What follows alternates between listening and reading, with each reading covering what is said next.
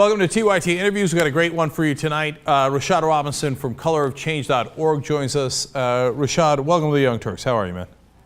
Thanks for having me. I'm great. All right, fantastic. Look, you guys have been doing a campaign against ALEC, the American Legislative Exchange Council, and you've got 19 companies, 3 associations, 22 organizations overall to pull out, including the latest one is Johnson & Johnson. You've got Coke, Pepsi, Walmart, et cetera, all these guys to pull out. Amazing job. So the main reason we want to talk to you is, how did you do it? Well, we think it's a mix of truly representing a real constituency that exists in the world for these corporations, making sure these corporations understand that they just couldn't have this private, secret relationship with this DC-based organization that no one knows about. For the last over 40 years, right, ALEC has been able to operate behind the scenes. And they've been able to move what they call model legislation into states with corporate support. 98% of ALEC funding comes from corporations. The reason why it's worked for these corporations is because most Americans don't actually know what's happening. Americans don't actually know that ALEC is pushing these laws or what even ALEC is, and they certainly don't know that companies like Coca-Cola or McDonald's were behind laws like voter ID or stand your ground laws or union busting or the immigration law in Arizona. Most Americans don't know that. And so the fact that we not only sort of combined the voices of everyday people, we elevated them, gave them something to do, but we also exposed to the media that this was happening all at the same time. Corporations started to drop. And then we paired that with the power of technology, the power to be able to do this quickly, to let corporations know that it wouldn't be a trickle of letters over the series of weeks or months, but that they would be getting hit with letters, they'd be getting hit with emails and then phone calls. And then in Johnson & Johnson's case, we raised, thousands of dollars online and started running radio ads against them. We let them know that they could continue to have a relationship with ALEC. They wouldn't be able to have it in private. So that's really interesting in a couple of different ways. Now, look, I know that this situation was ripe for it too because of a couple of news events. First of all, the voter ID laws are so important to this election, and that got it more in the news. But the Trayvon Martin story, of course, was huge as far as the stand your ground laws and figuring out that ALEC was behind it. But, there's been other blow-ups before, and behind the scenes, progressives knew that ALEC was pushing this and corporations were part of it for a long, long time. They've been trying to fix that for a long time and to no avail. So I'm interested in the specifics. Of all the different strategies you try, whether it was the radio ads you say or the calls and the emails, etc., in your estimation, what do you think was the most effective? Well, I think it's a combination of two things. I think that the two things that were most important is that we started this campaign last year, and we went back and forth with these corporations with letters. I got on the phone with high-level people at the corporations to sort of kind of both appeal to them in terms of what was happening, but also signal for them what a public campaign might look like. Over the last, number of years, a lot of organizations have done deep research on ALEC, have done things to expose them. But in many ways, it was couched as liberals being upset with conservatives. It's a very different conversation when it's this is a violation of civil rights. When you're elevating the voices of Black Americans and their allies, it becomes not a political conversation anymore, but a moral conversation. A company like Coca-Cola, we can say to them, you can on one hand sponsor the Civil Rights Museum in Atlanta, and on the other hand be involved with an organization that's suppressing the black vote. We can say to McDonald's that you can on one hand have a program called 365 Days Black to sort of support Black History Month and the celebration of Black history 365 days of the year. And on the other hand, support an organization like ALEC, which pushes stand your ground laws or voter ID laws. And so it was that we represented a community that exists in the real world for these corporations, not just a political affiliation. It was also that when we moved from the behind-the-scenes conversations to sort of the public escalation, what was moved to phone calls and public outrage, that it wasn't that they realized very quickly that we actually had the numbers that we said we had. That it wasn't that when we asked our members to start calling the first day on Coke, by the end of the day, within the first 5 hours of our members starting calling Coke, Coke was calling us and saying, please stop having your members call, because the power of our members to actually act. It wasn't that we just said our members are going to start calling and they got 15 or 20 phone calls. It was they were getting hundreds of phone calls, and they realized that this might not end. And so it was a mix of those pieces, and really a mix of these corporations understanding that they had invested millions of dollars in social responsibility to reach the black community. That was essentially could be an investment that would be all for null if they didn't make a decision about leaving ALEC. So that's another interesting part of this, right? Because, conservatives oftentimes try boycotts. I've made fun of the Catholic League on many occasions. He's tried to boycott just about everything you could possibly imagine, and it totally fizzles. Why do they not believe him that he's got backers behind him, but they believe you guys? Like, is it the calls that was to them most indicative? Was it the emails? What convinced them that you actually have all these people behind you? It was a mix of that. It was also, I think, a mix that some of these corporations dealt with us during the Glenn Beck campaign. And some of them waited a lot longer to leave during the Glenn Beck campaign. That was a 2.5-year campaign that mobilized over 285,000 Color of Change members to get over 100 national advertisers to leave sponsoring the Glenn Beck show on Fox. And some of these same corporations, some of the same people inside the corporation dealt with us on this. And so some of them were waiting us out, saying, are they actually going to move to a campaign? But once we did, they hadn't had an experience with us that maybe unlike what Bill Donahue at the Catholic League does or some other organizations, they actually knew that we would have the numbers. They actually knew that we would be able to push a conversation. It would not just be sort of a single leader of an organization, but it would be the voices of everyday people. At Color of Change, it's not about my voice or the voice of our talented staff. It is about our members and about elevating those voices. And they were getting, hundreds of phone calls within the first hour, and we let them know that those calls would be lasting for weeks. We also let Coke, which was the first company to sort of publicly leave, even though Pepsi had left privately a couple of weeks before, after some letters and phone calls. We let Coke know that Color of Change, as an organization with over 800,000 members, has over 40,000 of our members in Atlanta, where their public headquarters was, and that we would have no problem turning people out to events in front of their headquarters. And was that something that they really wanted to deal with? And so these were conversations that these corporations simply didn't want to have to deal with. They did not want to have to answer questions about why they were involved in voter suppression efforts. So how about the radio ads? How many of those did you actually wind up running, and what was in the ads? So we've developed ads on Amazon, Walmart, and Johnson & Johnson. We only ever actually had to run the ad on Johnson & Johnson. Walmart and Amazon pulled out before the ads ever ran. But we would send the ads to the corporations before we run them and let them know that these ads will be running in a couple of days, and they had a chance to pull out before they would run. And basically, the ad featured an African American man and an African American woman talking about voter suppression and stand your ground and the support that Johnson & Johnson gave to the organization ALEC that sponsored that, and people being surprised that Johnson & Johnson would do that. And so it was conversational. We sent the ad to Johnson & Johnson.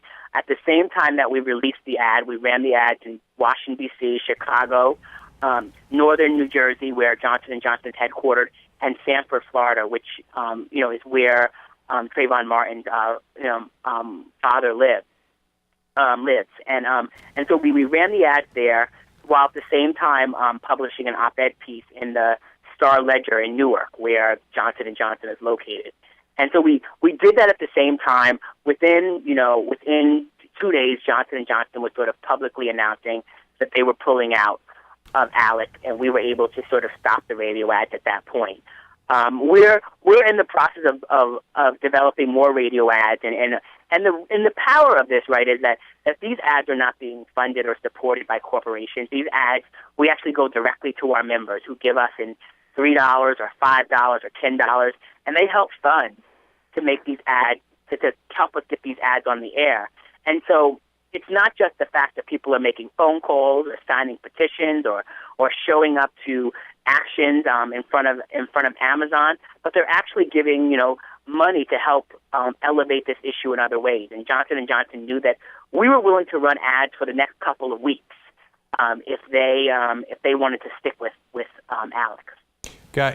That now I begin to see how well coordinated it is and how much sense that it makes.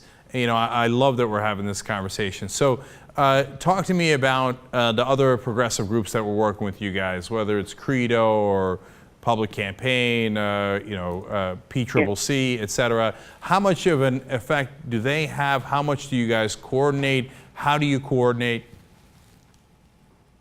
Well, it's great. We've definitely been out front on the corporate side, but long before we ever got involved, we got really involved with this ALEC campaign when we started looking at the impact voter ID laws were going to have on our community this election cycle.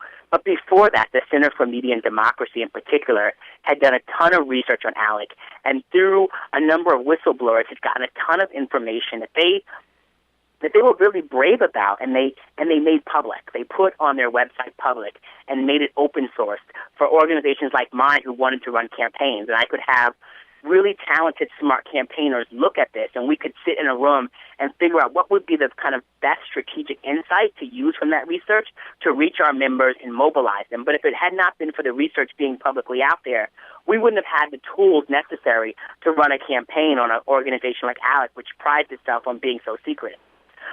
Credo, which also there's a lot of online organizing groups out there. There's a lot of folks out there who mobilize people around progressive issues.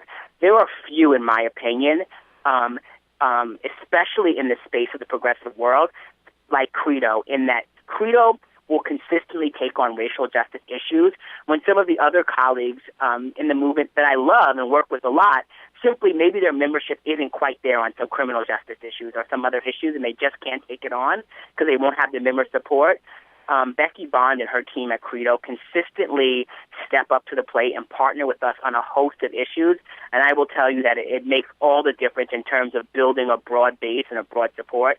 PCCC was instrumental here as well and was a partner and an ally. There were a number of groups across the space like the Common Cause and Progress Now at the state level and the work that People for the American Way, the Center for American Progress. A number of groups have been working on ALEC-related work for years. I think that because we were able to tap into the thing that corporations fear the most in terms of these type of campaigns, and that is a constituency that exists in the real world, whether it's sort of women or the LGBT community or Latinos, and in our case, African Americans, a community that they invest a lot of money in to kind of build a strong brand identity, a strong attachment. The fact that companies like Coke and McDonald's, spend so much money on marketing to these constituencies. When we first looked at the first 15 corporations we would take on, we actually chose corporations that kind of fit into that narrative, that these companies really work to reach the community. So we could create a domino effect. And now we're at a point right now we can go at a broader swath of companies because there's been a narrative built publicly that both ALEC is bad for business, but also ALEC is behind a lot of laws that maybe before we start our campaign, these laws maybe had sort of a different sort of public opinion. Now, each time a company leaves ALEC and it's associated with voter ID laws, we're seeing stories talking about how mainstream institutions don't want to be associated with voter ID laws, and we're also having an impact, which in our case was really what we hope to have on the public opinion and sort of the way in which the public sees the impact of these discriminatory voter suppression laws. So give me some of the specifics here. Did they send out emails to their list, et cetera, the other groups? How, you mentioned the research. Yeah. Outside of that, how specifically did they help? So the research was really done by Center for American Progress and Center for Media and Democracy. Credo, really early in the campaign, before any other group was really with us, back last year when we first sent out our email, Credo went out to their list at the same time and basically told their members to sign our petition. which is also something that is something that a real ally does. They didn't try to build their own list. They said, join Color of Change and join this campaign. And Right. Credo helped us build our numbers and build up the power of what we would be able to do in terms of asking people to make phone calls. Some of the other groups have done a lot of good work. And as we escalated on particular companies, as we sort of, this week we're going to go after Johnson & Johnson, or this week we're going to go after McDonald's, they would start having their members calling those particular companies and we would provide them with the language and the phone numbers that we were calling and the Facebook and Twitter messages, and then they would go out to their list and use all that and sort of drive more energy and a greater number of people to reaching out to those companies. And so these groups, all in different ways. In PCCC's case, they had the insight that the Gates Foundation was a company that shouldn't have anything to do with ALEC, and they took on Gates Foundation on their own and was able to get Gates Foundation. That's sort of the one that's like the one kind of organization that we at Color of Change had nothing to do with, that it was actually PCCC sort of in the middle of the campaign after we got a couple of companies to leave. PCCC went after Gates Foundation, and within a day had Gates announcing that they were leaving ALEC.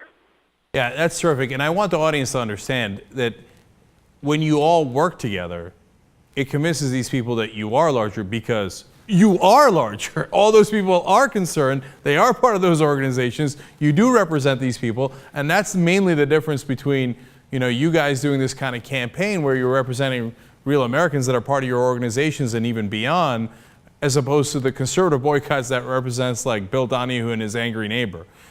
So that's a huge part of it. Absolutely. So one last question here, Rashad, which is, are you worried about whack-a-mole? So they take the money out of ALEC and they just move it to another front group, and there's a million of those, and they go on doing, if not this voter ID laws in the next election cycle, a different kind of voter ID laws or a different kind of stand your ground, et cetera, that they just keep shifting the money around without really changing their underlying attitude, or do you think that you really got through to some of these people and that they're not going to participate in any of those groups going forward? We think we know that they're going to continue to advance the policies that they believe in, and we understand that they have different values than we do, which is why we never actually told our members to call ALEC or go after ALEC. We knew we would never convince ALEC, to do anything. But what we did do is we're working to change the power structure, right? We're working to break down their infrastructure and make it harder to do what they do and increase the power of our members and help our members understand the power that they have to make a difference. And by increasing their ability to get things done, to be able to stand up against those that want to weaken their voice in the democracy or make them feel unsafe in their community, then we can start shifting we can start moving the ball further down the field and closer to the things that we want and should be able to achieve through our efforts in this democracy. And so do I think that the forces that want to suppress black people's votes or it push guns into our communities or make it harder for people to have a pathway to citizenship will go away? Absolutely not. But have we sent a message to powerful corporations who have far too much voice in our democracy and who are able to move money in ways that are completely unfair? Have we sent a message to them that there will be forces that are watching and that they will not be able to do business the way they were able to do it for the last 40 years through ALEC? We've sent them a message, and we make it a lot harder for them. The next vehicle that they choose to move their legislation will have to be a different vehicle. It won't be able to be as private, and we've won a victory for the little guy. And so they're going to continue their efforts, but through this process of this campaign, Color of Change and our allies have become stronger.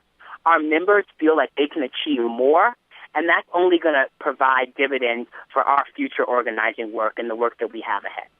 Rashad, any truth to the rumor that you guys are going to change the name of Color of Change to The Watchman?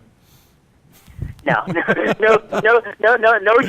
truth. My board will push back on me on that, I think. I like it. That's cool. All right, Yeah. Rashad Robinson from colorofchange.org, doing terrific work and really instructive to talk to you about this. We really appreciate you joining us on the Young Turks.